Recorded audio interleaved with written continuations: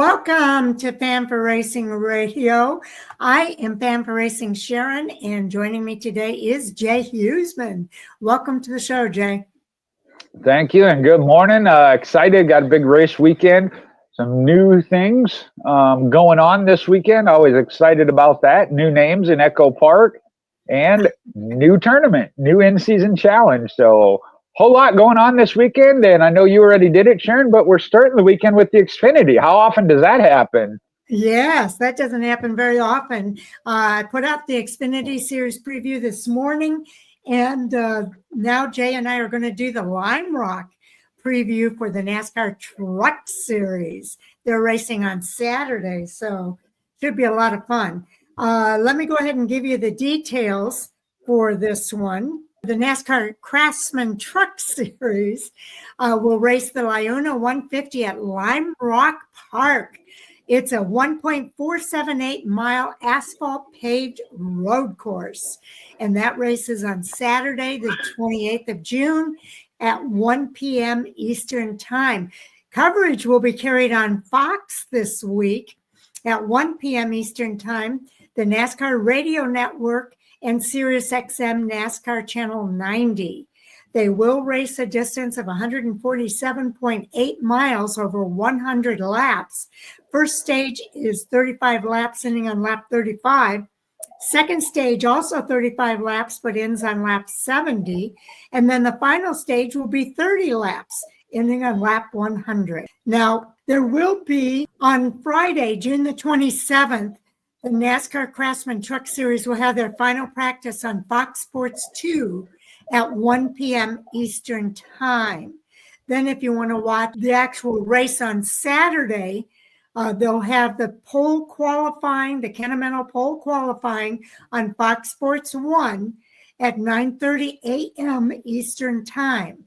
Then the race, as we mentioned earlier, is at 1 p.m. on Fox. So a lot of fun stuff here for the NASCAR Craftsman Truck Series. And Jay, it's amazing, but there's only 4 more races to go for this Craftsman Truck Series before their playoffs begins. That's right. It's getting down to it. And this weekend, being it's a road course, a new road course, going to be interesting. But you also got some drivers, not regulars in the Truck Series. Being that they're up there in Connecticut by themselves as far as that, but the ARCA's up there. So there's going to be 35 drivers or teams in this race for 36 spots. So everybody's going to make it. But in the number 1 is going to be Brent Cruz. I don't know if that's his first Truck Series start, but not a regular there. William Lambros is going to be in the number 2. The number 07 is going to be Thomas Annunziata. Jordan Taylor's in the number 7. Dale Quarterly is in the number 32. Number 62 will be Wesley Slimp. So some different names in these places, and we'll see that maybe when we get to the Truck Series playoffs. Because again, Xfinity or Cup Series regular drivers can't be in those final races when it comes playoff time. So an interesting. I found that one to be an interesting driver lineup here for this weekend. It is indeed. And so you want to go ahead and get started with our storylines and highlights? Well, we'll jump into it. As you mentioned, the playoff positions, there's 7 of the 10 Craftsman Truck Series playoff positions now held by race winners with 4 races to go in the regular season. Don't know that we'll fill those last 3 with new winners, so it's going to be a points battle, and we know how exciting that can be. Yes, we'll see. I think we'll come close to filling it, but maybe not all the way. But this weekend marks the first NASCAR Craftsman Truck Series race at Lime Rock Park, and the first held in the state of Connecticut. That's awesome. I would not have realized that was the first time the trucks had gone that far north into Connecticut, so I like that. Now, the Lime Rock is the first new to the trucks track to be added to the schedule since 2022, when the Truck Series added Mid-Ohio. We've seen a lot of change on the Cup Series schedule in addition. That's the first one to the Truck Series, though, since 2022. Yeah, that's pretty cool. Also, Lime Rock is the first Truck Series race to be held in the state of Connecticut and the 4th by the NASCAR National Series. So National Series has been there 4 times, Truck Series once. And this is it. Now, including Lime Rock, the last 8 new tracks to the Truck Series were either road courses, of which there were 5, or dirt tracks, of which there were 3. So you see, they're kind of expanding their parameters there. They are indeed. Also, the track is the first of 3 road course races this season, and 2 of those races falling before the end of the regular season.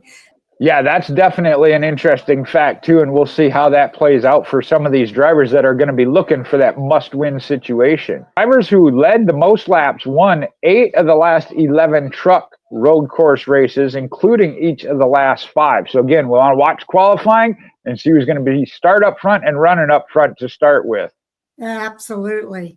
Now, 6 drivers are set to make their Truck Series debut at Lime Rock, the most in a single race since Knoxville back in 2021. And we'll highlight some of those drivers here, too.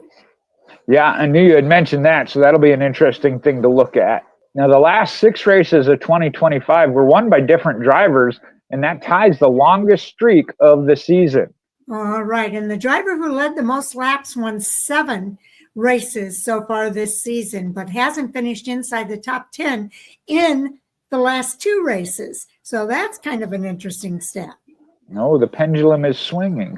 And it took us this long, but here's the name. Corey Heim has won the last 2 Truck Series road course races. No driver has ever won 3 in a row. And we know Corey Heim likes to break some of these records. So we'll see if he can do that this weekend. Can he make it 3 this weekend? All right. Now, with 4 races to go in the regular season, there are only 3 playoff spots still available on points. That is, of course, unless somebody wins. And by that, I mean somebody below the series point standings. When we look at the points, you might figure out who might race or win their way in, because there are 2 road courses, as we mentioned, and 2 short tracks in these final 4 races of the regular season. So that kind of gives you an idea where your drivers are going to come from. Absolutely. Now, we're going to look at some of the notable newcomers at Lime Rock. And I'm going to start, we can go every other one, Jay. Right. The number 02 is going to be Ben Mayer. He's 16 years old from Chester, Maryland, currently competing full-time in the Cars Pro Late Model Tour. He has 2 top 5s, 4 top 10s in 5 starts so far this season. 23 Trans Am TA2 starts between 23 and 24. He did get a win there at Gateway last year. He placed 5th in the 24 season standings, and he has 1 top 5 at Lime Rock. So he's raced here before, just not in the Truck Series. Also, he has 10 Stadium Super Truck starts between 22 and 24. And in that series, he has 6 top 5s and 9 top 10s. In the number 2 that I read on the entry list there is William Lambros. He's from Montauk, New York. Started racing go-karts at age 5. Joined the Skip Barber Driving Development Program back in 2018. He's got 2 class wins in the TC America Series in 2023 at COTA, as well as the Indianapolis Road Course. He's also got 4 Smart Modified Tour starts in 2024 with 2 top 10s, and 4 IMSA Michelin Pilot Challenge starts in the GS class. Wow, it's so cool to see these drivers coming into the NASCAR Truck Series this weekend. In the 07, it's going to be Thomas Annunziata. He's 20 years old from Colts Neck, New Jersey. He's currently 2nd in the Trans Am TA2 driver standings for Nitro Motorsports, and he has 2 wins in that series.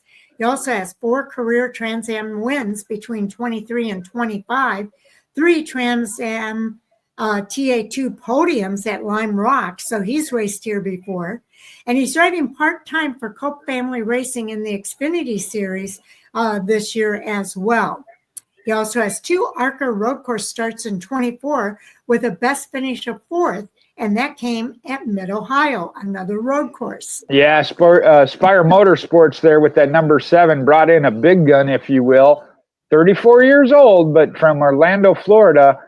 Man, we take a deep breath and cover all his stats here.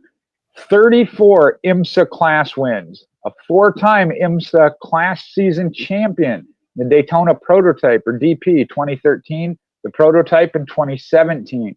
GT Le Mans in 2020 and 21. A two-time Rolex 24 at Daytona overall winner in 2017 and 19. He has two IMSA wins at Lime Rock, the 2013 Grand Am DP, as well as the 2021 IMSA GTLM. Is a 2015 class winner at the 24 Hours of Le Mans, the GTE Pro, and the one Cup Series start for Hendrick Motorsports at COTA, the Circuit of America, back in 2023. He only finished 24th, though. Whew, got that all out. Yeah, that's a lot. Jordan Taylor, actually, we've had Jordan on our show before, going back a ways, but he is a great guy and a great driver. Okay, now driving the number 22 is Alex LeBay. He's 32 years old from St. Albert, Quebec.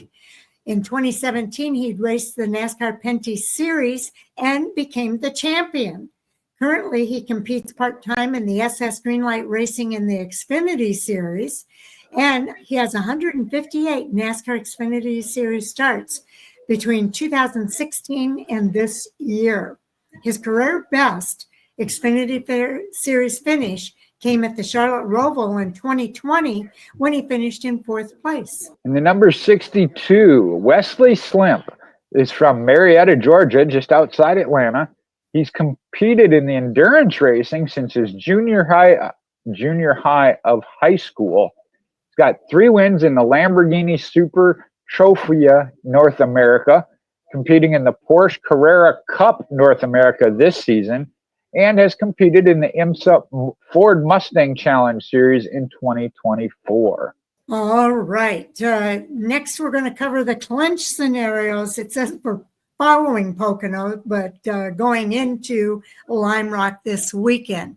There are 2 drivers who have clinched their spot in the Chin Driver postseason field, and that's Corey Heim and Chandler Smith. All right. Now, the following drivers could clinch on previous wins with a win by Corey Heim, Chandler Smith, Daniel Hemrick, Lane Riggs, Tyler Ankrum, Stuart Friesen, or Rajah Caruth, because they already have won. All of them would still need help. Hemrick, Riggs, to get in on points, that should have said can clinch via previous wins. That don't make sense. Because if they pick up a second win, they would lock themselves in. These drivers all have 1 win already. Yeah, I think that's a little mistyped there. But these drivers are going to need help if they're going to clinch. They can't clinch. Even though they have 1 win, they're not able to clinch yet unless they get a little bit of help this weekend. Yeah, that's all kind of confusing, but it is. I tried to condense it. Now, these drivers can clinch on previous wins with a win by Grant Infinger, Caden Honeycutt, Ty Majeski, Jake Garcia, Gio Ruggiero, Ben Rhodes, or Tanner Gray. Now, those are all drivers that do not have a win yet. So just to clarify, though, the drivers I just listed do not have a win. But if they get a win, they're going to put themselves in. Daniel Hemrick, Lane Riggs can only clinch with a little bit of help. Okay, I think I have a better understanding of it now. If I can back up just a little bit and hopefully help some fans that are listening. Based on where they are in points, that win from Corey Heim, Chandler Smith, Daniel Hemrick, or Lane Riggs, Tyler Ankrum, Stuart Friesen, or Rajah Caruth, if any of those drivers get their second win, it would lock them in, but would help another driver based on some more help. And we're down to the point here. If the driver to get a win were Matt Crafton, that would allow Daniel Hemrick then to clinch if he has 35 points, as well as Lane Riggs if he were to have 38 points, based on where they are in the standings. I understand it better now. Okay, good. Now, these drivers can clinch on a previous wins with a win by Connor Mozak. Daniel Hemrick would need 31 points, Lane Riggs 34 points, and Tyler Ankrum would need a little bit more help than just points. And that's because the driver we're talking about, and I'll cover the next one, is further down in the points. So even with the win, it doesn't necessarily guarantee that top 1 winner the lock-in. So if Andres Perez de Lara were to win, then Daniel Hemrick would only need 21 points to clinch, Lane Riggs 24. Tyler Ankrum is still in the needs help category. Now, in this case, with a win by Jack Wood, and Jack Wood right now is below that cut line, Daniel Hemrick would need 16 points, Lane Riggs 19 points, and Tyler Ankrum would need more help. And if the win comes from Matt Mills, then Hemrick is down to only needing 6 points, Lane Riggs 9. Tyler Ankrum could do it without any additional help, but would need a total of 51 points. Okay, now if Dawson Sutton wins, then Daniel Hemrick would clinch regardless of his finish. Lane Riggs in the same situation, and Tyler Ankrum would clinch with 38 points. If it comes from the win comes from Spencer Boyd, then Hemrick, Riggs, and Ankrum would all clinch regardless of finish. Stuart Friesen would then lock in with 55 points, and Rajah Caruth is the one in the category of still needs a little more help. Okay, and if that win comes from Tony Breidinger, we've got 3 drivers. It wouldn't matter where they finish, they would clinch. That's Daniel Hemrick, Lane Riggs, and Tyler Ankrum. Stuart Friesen would need 30 points, and Rajah Caruth 48. If Frankie Munoz wins, Hemrick, Riggs, and Ankrum still they're guaranteed then, regardless of finish. Friesen would be down to only needing 22 points. Rajah Caruth is in the category of 40 points needed. Okay, now if these drivers get a second win, then they can clinch on that win alone. So that would be their second win. Daniel Hemrick, Lane Riggs, Tyler Ankrum, Stuart Friesen, and Rajah Caruth. All right. Hopefully that got cleared up a little bit for fans. Again, the further down that driver is, it helps those that are further up and have the most points. Obviously, starting with Daniel Hemrick as he's leading that pack. Okay, we've got a few other notes here that might be a little bit of repeat, Jay, but the Truck Series does have their debut at Lime Rock Park's road course this weekend. It is. The addition of Lime Rock Park to the NASCAR Craftsman Truck Series schedule doubtless was welcome news to series leader Corey Heim. He's got a proven ability to succeed at any type of racetrack, but Heim has claimed 2 of his 15 victories on road courses, from the pole at Mid-Ohio Sports Car Course in 2023, and from the second starting spot at the Circuit of Americas last year. We mentioned Heim will try for his 3rd road course victory in a row when the series visits this 1.478 mile circuit there in the northwest corner of Connecticut for Saturday's LiUNA 150. And though the runaway series leader has won the last 2 road courses, there's a statistic that argues against his potential success on Saturday. No Truck Series driver has ever won 3 straight. Well, history isn't the only obstacle that Heim will have to overcome. We talked about him. Sports car standout Jordan Taylor, a 4-time IMSA WeatherTech champion, has extensive experience at Lime Rock.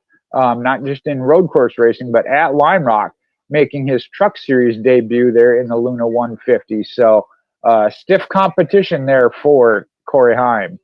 Okay, and if Taylor isn't used to the heavier trucks, well, there's an Australian, Cam Waters. He certainly is accustomed to full-bodied cars, having won 18 times in the V8 Supercar Series in his native country.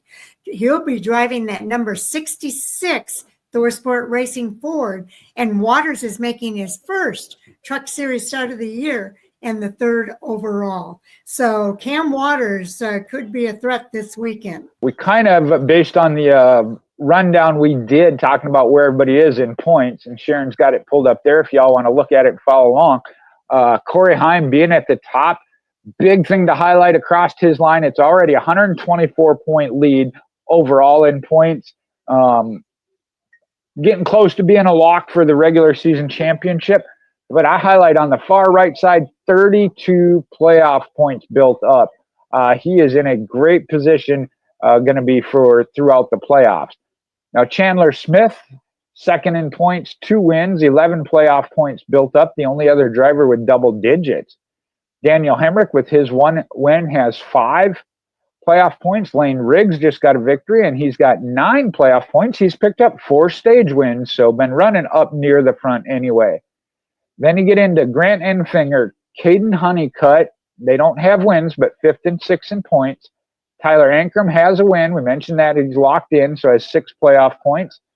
Ty Majeski has 1 stage win, so has a playoff point if he can get in the playoffs, because it's got to carry forward. Then you got Jake Garcia and Stuart Friesen, 9th and 10th.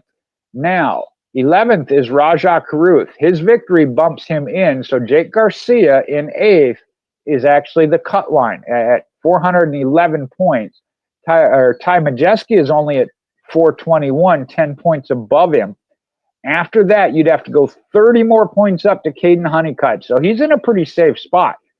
But talked about that cut line with only 4 races to go and not expecting all new winners.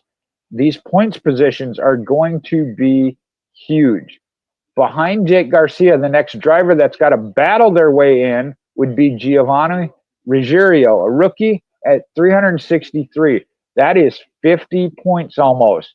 That'd be tough to make up in 4 races strictly based on points. Ben Rhodes at 361. So it's getting down to it, with the exception of a couple drivers. You're going to see a lot of drivers in teams in that must-win situation. And I think several of these we know can do it. Ben Rhodes, Matt Crafton, when it comes to road course racing. Veteran drivers of just know when they got to win. Could be interesting.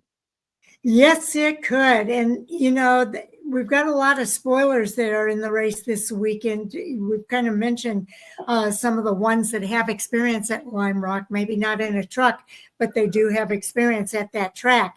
So it's going to be interesting to see how this all plays out. But again, only 4 more races to go to fill those 3 spots, whether it be on points or with a win. It's going to be highly competitive, Jay. Well, and I haven't seen the exact layout of Lime Rock, but we do know this. Road course racing has provided a little more opportunity for, we'll call it the bumping and banging. We mentioned there's 2 short tracks. Short tracks, I don't care which track it is, brings that opportunity. And then you got in the factor of it's going to be about points or wins. Tell you what, I think the aggression level is going to go through the roof. I do too. I think that it's going to be highly aggressive. I think that the tensions are going to be kind of on edge, and it's going to be interesting to watch. We don't want anybody to be hurt or anything like that, but feelings are going to be hurt. And I think that it's going to be quite interesting.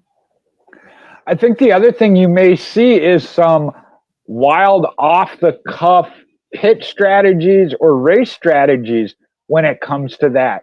Because for that same reason, our one shot is to win. What do we got to do to guarantee the win as far as a strategy, a race strategy? And it may seem out of the box when it happens, but as it develops, you're going to be like, oh, I see what they're doing.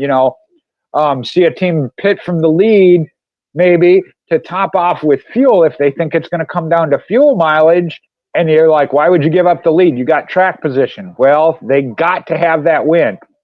And I think back to the first time, and I can't remember the crew chief, but it was Jeff Bodine, the driver at, I think it was at Sonoma, might have been Riverside, one of the tracks out in California. They were the first ones to run the race backwards.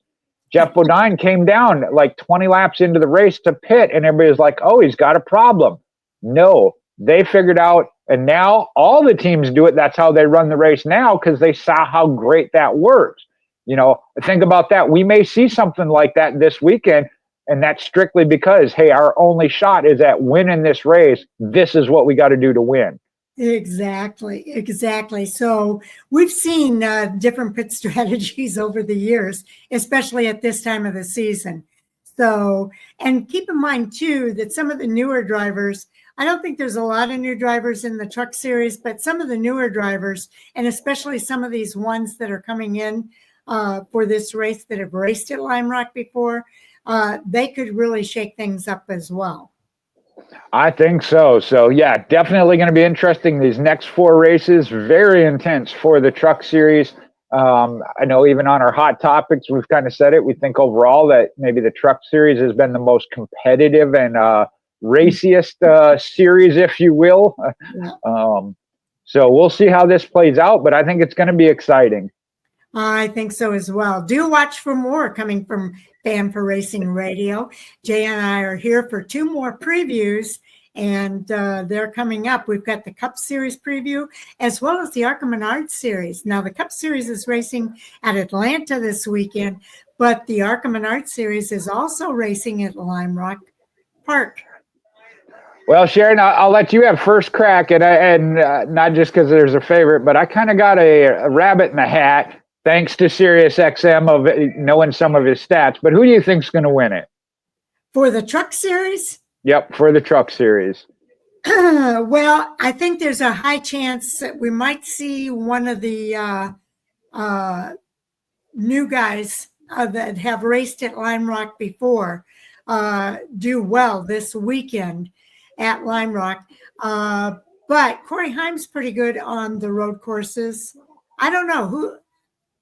I'm going to say Corey Haim. I have allowed, if you will, of let SiriusXM Radio and their broadcast sway me. They're thinking that Caden Honeycutt might be the one to break out here at. Yeah, exactly. See, yeah. Once you hear it, you're like, yeah, yep. He's raced there in the car series. So, yeah, if Caden Honeycutt wins, that definitely secures his spot. And he becomes the 8th different winner. And that then leaves only 2 spots for the remaining 3 races.